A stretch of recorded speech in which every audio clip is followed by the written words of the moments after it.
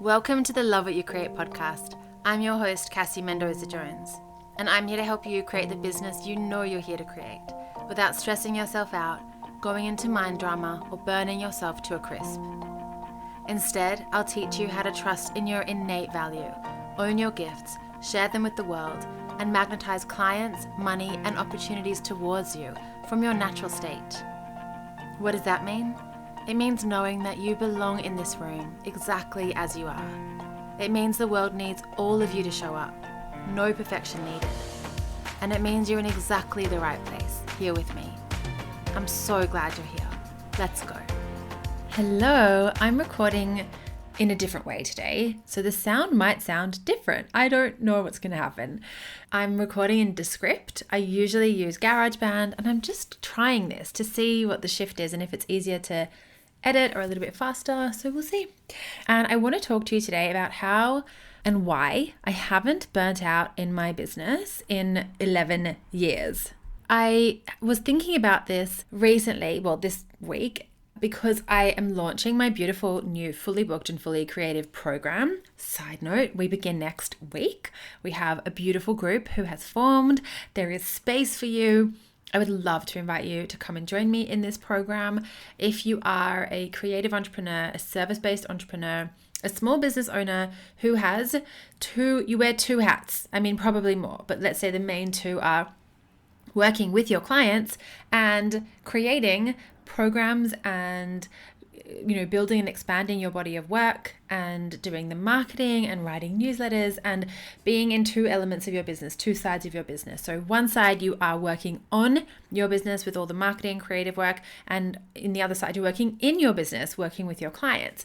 And if you want to navigate how to balance how you're navigating that and see how one side can deeply support and nourish the other and vice versa, I would love to invite you to come and join me in Fully Booked and Fully Creative. You can join me. There are two options. You can either come into my membership, into Coaching with Cass, and you get the Fully Booked program for free. And then in Coaching with Cass, you get you get two beautiful coaching calls within the month together. You get every replay ever of the Coaching with Cass inside the portal of every other call we've ever had since we started last December. You get a whole beautiful portal full of resources to support you in getting really, really clear on the specific places you want to grow your business and how you're going to do that using two of my energy balancing and business growth processes. And you also get our beautiful community space in our Facebook group, or you can join the Fully Booked program on its own, which is where we're going to meet for 4 weeks starting the 20th of September and move through the Fully Booked and Fully Creative process across 4 weeks of 90-minute calls each week. I'm so excited. So in thinking about this, as happens for me when I'm in the energy of a new offer, a new program, although so many side notes, this offer is actually like a revision of something that I created back in 2017 when I ran a masterclass called Fully Booked and Fully Creative inside what was my Business Alignment Mastermind program. And it's just kind of sat there on my digital shelf, and past clients have had access to it, and I haven't sold it since then. And then a couple weeks ago, it just tugged at me, nudged me and said, come on, expand me. This is the next thing. So here we are.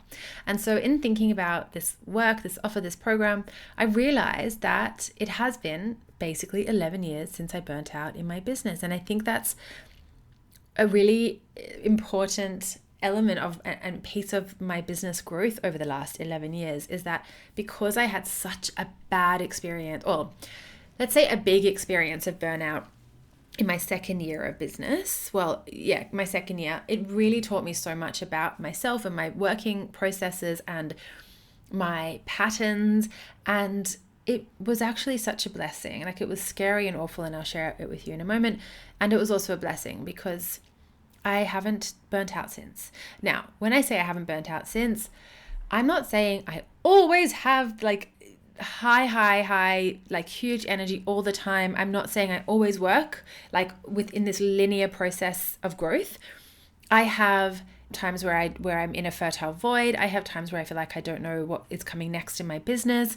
I have times where I've just been in deep work, finishing a big creative project. And I'm like, I need a break now. I need to pull back. I can see where and when I need to do that. I'm not saying that I don't love holidays and like taking time off, all of that. What I'm saying is because of how big the burnout was in 2013, I know that I will never get back there because I know the signs, and I now, not only do I pause within my work, but I create pockets of pause on purpose. Oh, that sounded great. Pockets of pause on purpose. I didn't even write that out. It just came. I like it. And I know how to look after myself differently. I know what the warning signs are if I start to overwork. I know the difference between working harder and hard work. Remember that? So there's a podcast episode. I think it's like in the very beginning of the podcast, like episode 6. That's probably not right, but like down, keep scrolling, somewhere down there. Maybe not episode 6. I should work this out before I tell you, but you'll find it. I trust you. I believe in you. So working harder is like, we don't want that one. We don't want that. That's hustle. There's also an episode on hustle and how hustling is a mindset before it's an action.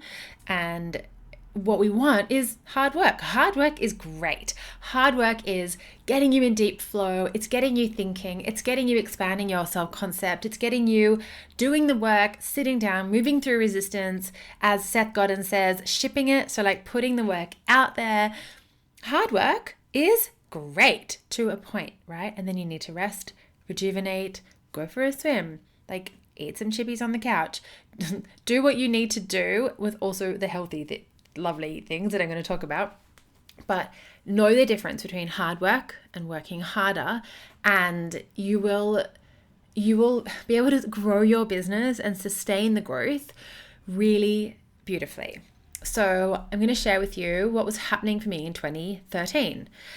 My business was 2 years old and it was doing really, really, really well. And I was doing all the things. So I was seeing clients across 2 clinics as a naturopath and nutritionist. So I had the clinic that I had started my business in, and or maybe I was just leaving there actually. I think I was just leaving there. And I had opened my own kind of clinic, like renting a room in Bondi. So I was seeing clients across 2 clinics. I had a reception team for the first bigger clinic where I was. And then for my own clinic, I was hiring my own virtual reception service. So I kind of also had, but then also was it all coming into my calendar? I can't remember. I must have had one calendar still, because otherwise how would I have done that? So I think I had one calendar, but different receptionists. I don't remember how I did that, but it worked. Like it wasn't confusing. How did I do that? Now that I think of it, I don't know. I also had 2 herbal dispensaries. That was a bit hard because financially, like in terms of just a cost, if let's say I ran out of rhodiola, like a liquid herb, and let's say, I can't remember exactly what it costs. It's like $60, $80 for a 500 ml bottle. And let's say I ran out of like 5 herbs and I had to do a $300 or $400 order of herbs.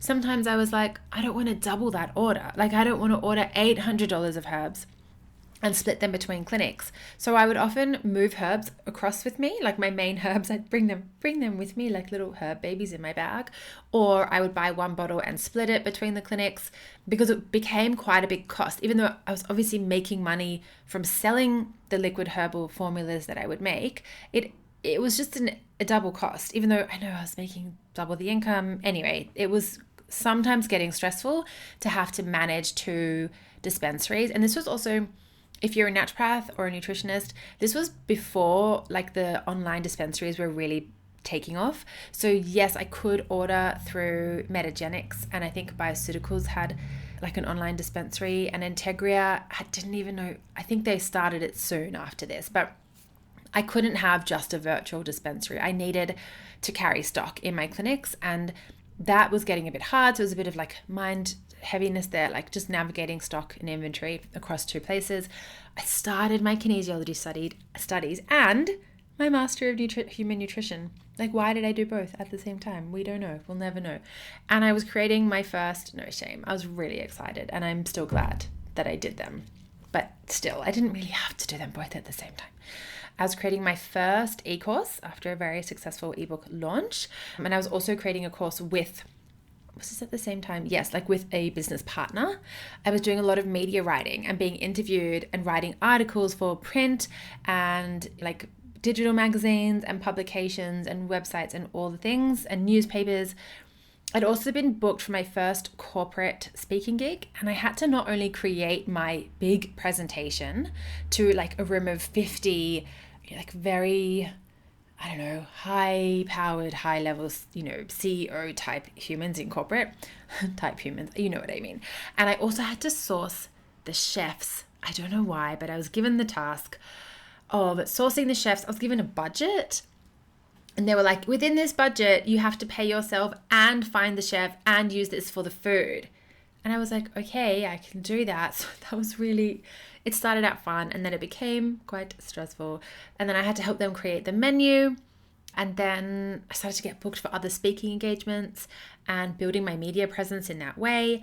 And it really felt like I was quadrupling my visibility and my impact and like all the work I was doing. And I was doubling my business growth. So I went from about 35K in my first year as a nutritionist to over 70K in my second year. And I started to get, no surprise, right? Heart palpitations, like really hectic. I would lie down at night and my heart would it felt like it had stopped, and then it would like slam back into my, you can feel your pulse, and then my pulse in my neck would felt like it would slam back into my neck and then stop for too long. Like, you shouldn't feel your heart not beating. You shouldn't feel your pulse not beating. And it was so scary. And in the day it would happen and I'd lose my breath and I'd have to like stop whatever I was doing and place my hands on my heart and my neck and really just try and calm down from my mind down, not just body up. And it started to scare me. You've probably read this story. I think I wrote about it in Aligned and Unstoppable. And I went to see a cardiologist and I had a 24-hour Holter monitor put on to monitor my heart, and of course my heart behaved perfectly. I was meant to like tap a button when I had palpitations, and I had no palpitations. And we both kind of came to the conclusion that it was just stress, but stress. And it wasn't a medically dismissive experience for me. It was actually very affirming and really beautiful because I know what to do, don't I? So I made myself my own patient. Now, I'm not always my own patient. Over the years, I have absolutely gone to see other naturopaths, acupuncturists, like healers, coaches. But in this moment, I was like, I know what to do. And it was so empowering. So I made myself a beautiful, calming, grounding, nourishing, tonifying herbal formula. I can't remember what I put in it, but I know I would have put in something like passion flower, withania, maybe lemon balm or vervain, and rhodiola, maybe a little bit of, that's probably enough there, but like licorice, little drop of ginger, that kind of vibe. I upped my magnesium. I took some B vitamins and fish oils. I made sure I was eating really well and moving my body when I said I was going to, instead of kind of just getting stuck at my desk and trying to finish, one last thing. I remember this time, and I've written about this before, where I was preparing for my very first webinar. Some of you were there, the Elevate Your Vitality webinar. I still have the graphic and I loved it. And I was in such a state finding the webinar software. This was before Zoom, everyone. And my favorite yoga teacher at my favorite Jivamukti yoga studio, which doesn't exist anymore in Bondi Junction, she was doing her last class there before she was moving to a studio like an hour away. And I know an hour isn't very long, but also I'm probably not going to drive an hour to like just go to a casual yoga class. So in my head, this was my last class. And do you want to know that I missed it? I missed it. I watched the clock tick towards midday. I had to leave at like 11:40 a.m. I live like really close. That was way like enough time to get there, park, get into the studio, get on my mat. I watched the time tick up to midday and passed it, because I was in such a state trying to find like this webinar software, and I felt like I had to do it immediately. And I remember that was a turning point for me as well, around the same time where I was like, I can't do this to myself anymore. I work for myself. I am absolutely allowed to get up from my desk at 11:30. I don't even need to rush, get ready and go to yoga at midday on a Friday. Like that, I can do that. I'm going to start doing that. And so that was a massive turning point for me. I tidied up my time boundary. So journalists used to email me and say something like, hi, we need this piece on whatever. We need it by 5 p.m. today. And it would be like 11 a.m. and I would have a day full of clients. And I would be so keen and driven and excited that I would say yes. And I would write this article or answer these questions in between seeing clients, like while I was eating my lunch. And I wanted the visibility. I wanted the impact. I wanted the connections with the journalists. And it was awesome. And it did get me so much media coverage. But I had to stop doing that. I had to say to them, I would love to get this to you. I will be able to get it to you by 9 a.m. tomorrow morning. Because if I was, starting, this was before kids as well, I could wake up at 6 or 7, go to yoga, get to my desk and get them a piece by 9. But I had to put some boundaries in place. And I also had to start saying no to the opportunities that didn't feel good for me. So I remember once I was asked, and again, I wrote about this maybe in It's All Good. I can't remember. It's All Good or Aligned and Unstoppable, where I was asked I was shifting at the time into more kinesiology and energy balancing work and into my business coaching and mentoring. And I was asked to go on TV to talk about like fat or cholesterol or something. And I was like, oh my goodness, it was like prime time on the news and it would have been huge visibility and like so good for my, like imagine that logo on my website and like, I don't know, Instagram, was it a thing yet? I don't even know if I had Instagram. This was so long ago. In 2013 I did. But I had to say no because I didn't want to be known as the nutritionist going on live TV to talk about cholesterol. I wanted to be the kinesiologist and naturopath, and I was moving into my mentoring and business coaching side. That's where I was heading. And so saying no was really a part of my growth, but it was also really hard to do. But it was so important for my boundaries and my energy. I also stopped seeing clients after 7 p.m. in my clinic. So I used to work late every Thursday night and I stopped. I slowed down my Saturdays. So I didn't start working Saturdays when I started. And then after a few months, I brought Saturdays on. And then I moved to fortnightly. And then I think I started to do one a month. And I think I even slowed down that. I started to book less clients each day. So I remember one day where I booked 9 kinesiology clients that were 1 hour each. Maybe I had one 30-minute naturopath appointment in there. But like, I can still see the day in my calendar, in my mind's eye. It was a Wednesday and I just see like all these blocks filled. And at the end of that day, I was like, no, can't do that. Like too much. So I started to book max 4 1-hour slots a day and a bit more if it was 30-minute sessions because I was still at the time doing some naturopathy and nutrition, which were 15 or 30-minute sessions usually if it was a returning client. I also booked lunch breaks for myself. I booked out proper time to write, create, plan, produce, and market my work, including blocking out days on end for deep dive creative work. So if I was creating a whole new program, like recording it, let's say, I would block out that week to do that. And I know like income wise, that might seem really scary. And obviously don't do it if it's going to put you in jeopardy, but for me, I knew that I could move, or if I saw gaps, I'd close them rather. I didn't really move clients, but then if people moved around, I'd quickly close the day, know that I could put them in the next week. And the income didn't really drop down in the month because I was just moving people around a little bit. And I also worked within my capacity. I honored my energy and I really learned how to expand both of them naturally. So expanding my energy and my capacity. And now I didn't do all of this at like in one go, right? I didn't do it all at once, but I did do it all. And because of these healthy systems and processes in place for my body before my business, I really, really, truly can say that I have not burnt out since. Like I said, yes, I get tired. I'm a human. Yes, I need breaks. Yes, there are still days where I work and I need to like remind myself, hey, you need a break. Like go get up, go for a walk, do a lighter day tomorrow. Can you push that to next week? Like I still manage and navigate my energy and capacity week by week. But on the whole, I don't get to that point where I have burnt myself to a crisp, where I feel completely drained, completely burnt out, where I have like racing heart and dizzyingly, like mind-numbingly overwhelmed. And this way of setting my business up has been profoundly important in my ability to both create work and work with my clients consistently for so many years. And this is what I'm going to be guiding you through in Fully Booked and Fully Creative. So if you are a business owner and a creative who needs to balance these elements of your business as well, and like I said, see how they support one another, join me in Fully Booked and Fully Creative, and let's get you to moving through this process where you can fill your calendar with clients while maintaining your creative spark, your creative energy and momentum and flow, and really building your body in a way that is light on your system. Because when you are growing and expanding and then sustaining growth as a service-based solo entrepreneur, it means you do have to show up for your clients and you have to do the creative work. Even if you have some support on board, if you have a virtual assistant or a designer, graphic designer, if you do have support, you're still usually that visionary who does the big work, who brings your amazing clients into your business and comes up with the ideas or receives the ideas for the creative work, for the programs, for the offerings, for those next steps in your business.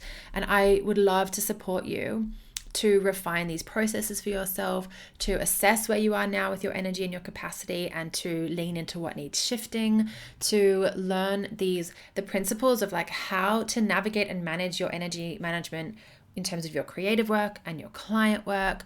We're going to be looking at expanding your capacity, building a beautiful base for balance. We're going to look at navigating client and creative work, and also how to stay really energetically and emotionally flexible and open and flowing so that you can create these beautiful goals and also enjoy where you are right now, not burn yourself out, and create an action plan for right now, in our month together, our 4 weeks, and also moving forward so that you can feel really in your flow as your business continues to expand. So I'll drop the link in the show notes. You can head to my website, CassieMendoza-Jones.com/fully-booked.